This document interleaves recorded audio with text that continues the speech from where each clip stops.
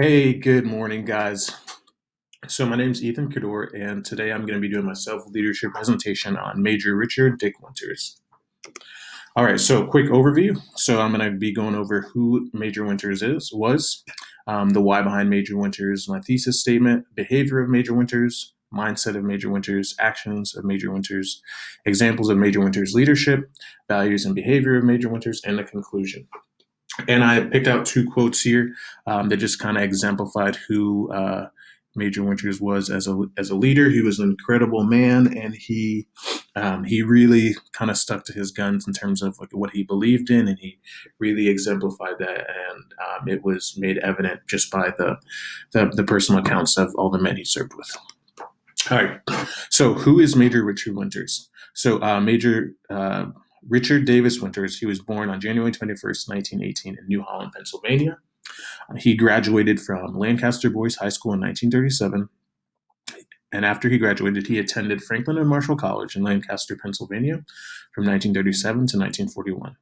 He graduated with his BS in economics in 1941. After graduation, he decided to enlist in the United States Army for 1 year. All right, I'm going to just quickly go over these logos. So the top one is the seal for Franklin and Marshall College, and it's a small liberal arts college in Pennsylvania. The middle one is actually a portrait of his high school, Lancaster Boys High School. And then the bottom one is the logo of the United States Army. And a fun fact about Major Winters. So he decided to enlist in the Army after he graduated college. And he decided to enlist because he didn't want to get drafted and just wanted to just kind of get his service over with. And at this time, I believe males were only required to serve a year in the armed forces.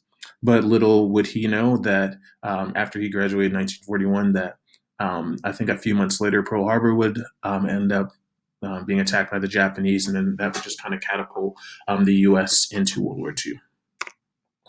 So I have who is Major Richard Winters? In 1942, he was selected to receive his commission at Officer Candidate School, and he decided that he wanted to be an infantry officer with the Army Airborne, and he served with the 506th Parachute Infantry Regiment. And so while he served with the 506th Parachute Infantry Regiment, he served with the infamous Easy Company. And while he served with Easy Company, he received over 15 medals and awards during the European campaign of World War II. And he ultimately completed 6 years of service and obtained the rank of major before his retirement in 1952. So in the top left, I have a picture of the Army Jump Wings. And in order to receive Army Jump Wings, all a service member has to do is complete 5 successful jumps. And the way you receive stars is if you complete jumps over a combat zone. So these were actually a pair of the Jump Wings Major Winters would have probably worn, as they have 2 stars on them. The top right is a picture of the 506th Parachute Infantry Regiment logo, and it says at the bottom "Currahee," and that just kind of was their moniker. And I'll kind of get into more of that in a little bit.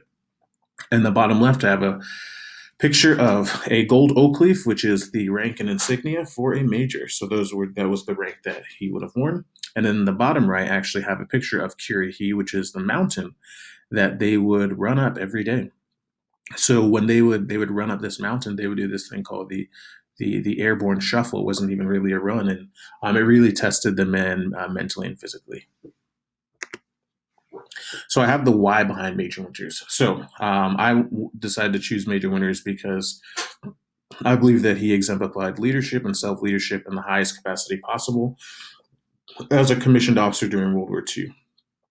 Major Winters displayed great bravery and courage while leading the soldiers at the 101st Airborne Division during D-Day and campaigns in Normandy, Bastogne, and the Netherlands.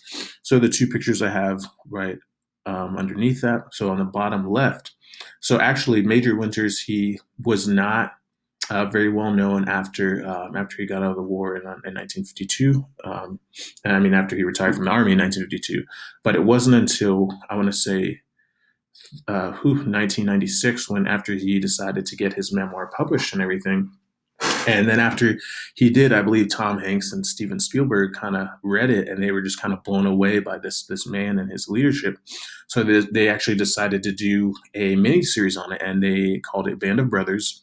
and it was incredibly successful. It came out in 2001, and it has almost achieved like a I don't want to say a cult like following, but it's still one of the most watched series. And it ended. It was only one season in 2001, and so that's just a depiction of all the actors who portrayed the various service members that Major Winters served with. And then the picture on the bottom right, in 2012, Major Winters, he had agreed that they would make a statue of him that replicated him. And this statue is actually in Normandy, and it is to acknowledge all of the junior officers who kind of lost their lives during D-Day and just in World War II in general. And the only reason Major Winters agreed to have this sculpture in his image or likeness was that so that it would be a reflection of all officers who kind of lost their lives during World War II. So he was very adamant on that. He said he didn't want something himself. He wanted something that encompassed like everybody. So again, that just kind of spoke volumes to the man and leader that he was. My thesis statement for this presentation is, so Major Winters exemplified self-leadership because he implemented it through his behavior, mindset, and actions. He behaved in a manner that reflected self-leadership as he consistently sought to give to his men by putting them in the best position to be successful. He believed that physical stamina was the root of mental toughness, and he thought that the best way for a combat leader to lead was by acting like a leader. So again, the meat and potatoes I'm getting at here is that I think that he exemplified self-leadership through his behavior, mindset, and actions. He behaved in a manner that was fitting for a leader, especially a commissioned officer. And then he also believed, he was huge on like mindset, and he thought that the mind and body were connected, and I'll get into that a little bit later. And then his actions, he consistently strived to be the first one to fight. I'll get into that a little bit later as well, but he was constantly putting himself in harm's way just so that his men would know that he had their back. Okay, so behavior of Major Winters. The first topic I'm going to cover is lead by example. He stated in his memoir, to lead from the front, say, follow me, and then lead the way. He additionally states, if you are a leader, you lead the way, not just on the easy ones, you take the tough ones too. He was a firm believer that if he was to earn the trust of his men in combat, he had to be the first one to lead them through it. Several of his men thought he was crazy because of how often he exposed himself to enemy fire. So an example of this, during the assault on Breakcourt Manor, he was the primary officer in charge, and he was told essentially he had to take 13 soldiers and to kind of go take out some German guns. He had no idea how many Germans were in that encampment, but he just knew he had to get it done. And as it turns out, there were over 50 German soldiers with heavily fortified guns, and Major Winters was able to successfully destroy this little German outpost, and by doing so, he obtained maps for additional German guns. And what ended up happening from this assault is that it is still used today in West Point as a primary example of using an assault with an inferior force. So my self-leadership application, Major Winters deciding to lead by example reflected a high level of self-leadership because it allowed him to intentionally influence his actions towards benefiting his men. According to Hermelin, a leader must also convince followers that they are transmitting the correct information. That is, they must convince them that they are not misleading them. I think that this is kind of imperative to what I'm trying to say, and that Major Winters, he led by example because not just by saying it, but he was doing it. So so I had mentioned that several of his men thought he was crazy about how often he exposed himself to enemy fire. So specifically with that assault on Breakcourt Manor, he in Band of Brothers, a lot of the soldiers he served with said they thought he was a crazy person because he was running around to different points where his men were stationed out, making sure they had enough ammo, that they were concentrating their fire on specific guns, and and also he himself was returning fire. But I think that it was from the assault on Brickhoard Manor that he really kind of set the tone of his leadership to his men, and they knew that he was somebody that led by example. Okay, so next I'm talking about the mindset of major winners. So I'm going to talk about the body and mind connection. He stated in his memoir, stay in top physical shape. Physical stamina is the root of mental toughness. He additionally states, in times of crisis, a leader has got to be mentally tough. He believed that the body and mind were uniquely connected and that if a leader possessed a strong body, they could have a strong mind. He is famously quoted through his saying, hang tough, never ever give up. So an example of this is while at Camp Toccoa, then Lieutenant Winters exercised with his men through a grueling physical training regiment. This regiment was set forth by the commanding officer of Easy Company to ensure that they would be mentally and physically conditioned for war. So my self-leadership application is Major Winters utilizing the body and mind connection reflected self-leadership as it correlated with self-talk and mental imagery. According to Ellis, self talk or self verbalizations can be simply defined as what we covertly tell ourselves. Finke concludes that in clinical psychology, mental imagery is defined as the mental invention or recreation of an experience that, in at least some respects, resembles the experience of actually perceiving an object or an event, either in conjunction with or in the absence of direct sensory stimulation. So when you have self-talk and then you combine that with um, self uh, self-verbalization, when these terms are both applied, it can allow the leader to achieve and enhance their individual performance. So Major Winters, he was huge into making sure that his men and himself, they were in top physical shape. He believed that if you could not have a strong mind if you didn't have a strong body. So kind of what I said at the beginning with the whole Curahee, he during that time when they're at Camp Toccoa, he really pushed his men to make sure he knew he could take them into battle. He believed that if they could deal and they could put out during the physical activity, that the men knew that they could count on each other when the going got tough. So I have I have a simplified thought self leadership model from Neck and Mance. And so if you have self talk and mental imagery, and you're utilizing them both correctly, they can greatly enhance the performance of a leader or individual. Okay, I'm going to talk about the actions of Major Winners. So, self awareness. He was a leader who possessed an incredible amount of self awareness. He stated, if I develop too many friends or personal friends, even outside the unit, that will cloud my judgment. He additionally states, take a moment of self reflection. Look at yourself in the mirror every night and ask yourself if you did your best. I'm an example of this. So before Easy Company made their D-Day jump, he reprimanded one of his officers for gambling with his men. Major Winters believed that an officer should never be in a position to take anything away from his men because it could compromise their leadership. My self-leadership application, Major Winters leading from a posture of self-awareness exhibited self-leadership through promoting situational self-awareness.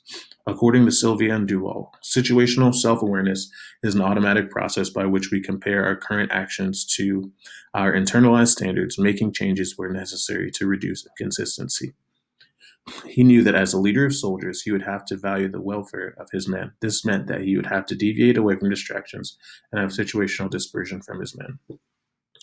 So Major Winters, he was famously known for everything he did in battle and in combat, but also according to the accounts of a lot of his men, they stated that Major Winters was around and present, but he would often um, take he would take, I don't want to say necessary breaks, but he would separate himself from his men when need be. He was a firm believer in being self aware and taking time to self reflect. So after the end of every major battle or excursion that he was in, he typically would kind of retreat to himself and think about what went right, what went wrong, how could they get better. And he really kind of burdened himself with this as he sought to really be the best leader for his men. And he took it very hard when he had members of his platoon or company when they would get killed in combat while he was leading them.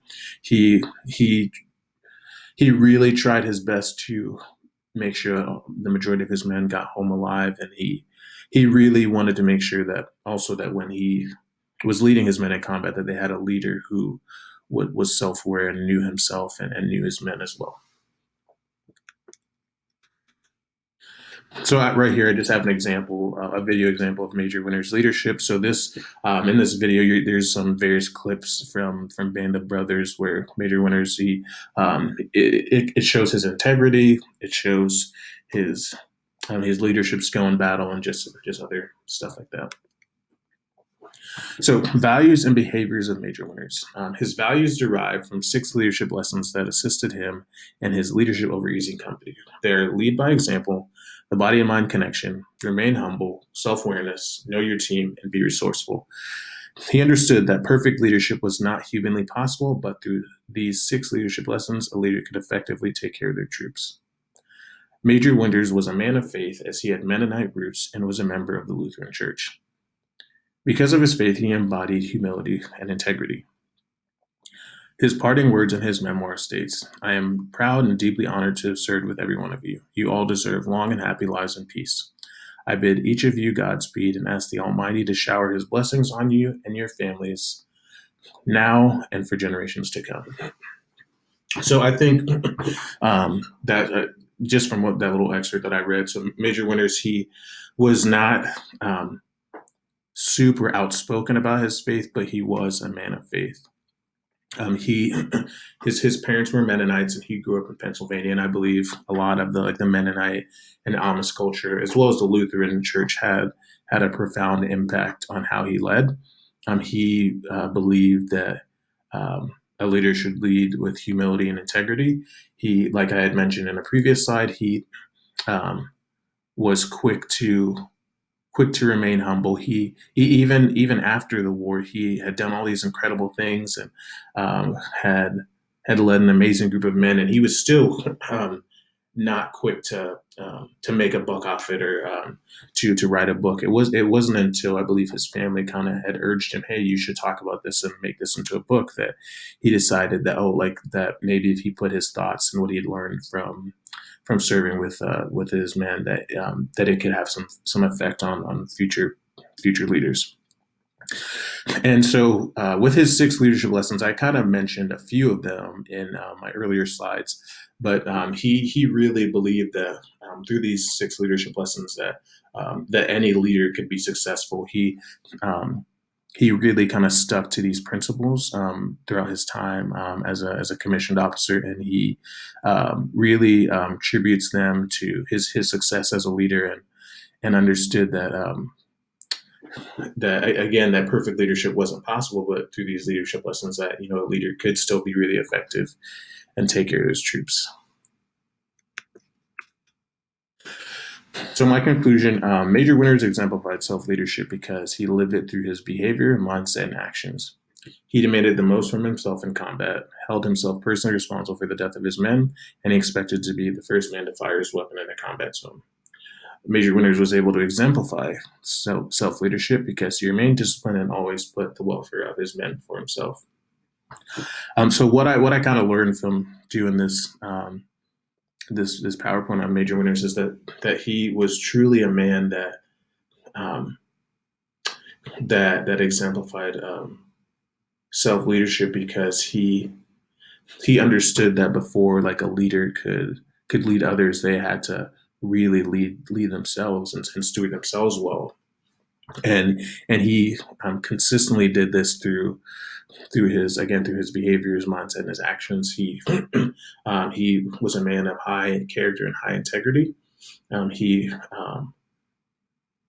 believed that from a mental standpoint, that like from his saying, hang tough and and never ever give up. He believed that there was no challenge or task that was too daunting that he couldn't complete. And he really lived and exemplified this through through leading his men in combat and through the various skirmishes and battles that he fought in. And I think that that Major Winters, um, he really exemplified self leadership, because he understood that it was not that although he was the leader and the guy in charge, that it was not about him. It was not about him at all. He knew that the success or failure of his leadership would depend on his men. So that if he gave his men like the best that he had, the best training, if he gave them the best knowledge, and also prepared them for the situations that they would fight in, that everything else would take care of itself. And he um, and he really I believe he really raised the bars in terms of what a commissioned officer should look like. So from this video I have, Major Winters, he's kind of talking about just some he has some parting words to that he had read from a poem. But throughout Band of Brothers, it's actually really incredible to see all the men that he served with. Every one of them has nothing but exemplary things to say about him. They believe that he was an exceptional leader, and that they all believe that there is nobody else that they would have rather followed into combat besides him. They all thought and spoke incredibly highly of him. They respected him because not only because he was a major, but because as a man, he really believed what he said, and he not only believed it, but he um, justified that through his actions, his mindset, his behavior. All right, so that's the conclusion of my presentation. Here's my works cited page. All right, thanks.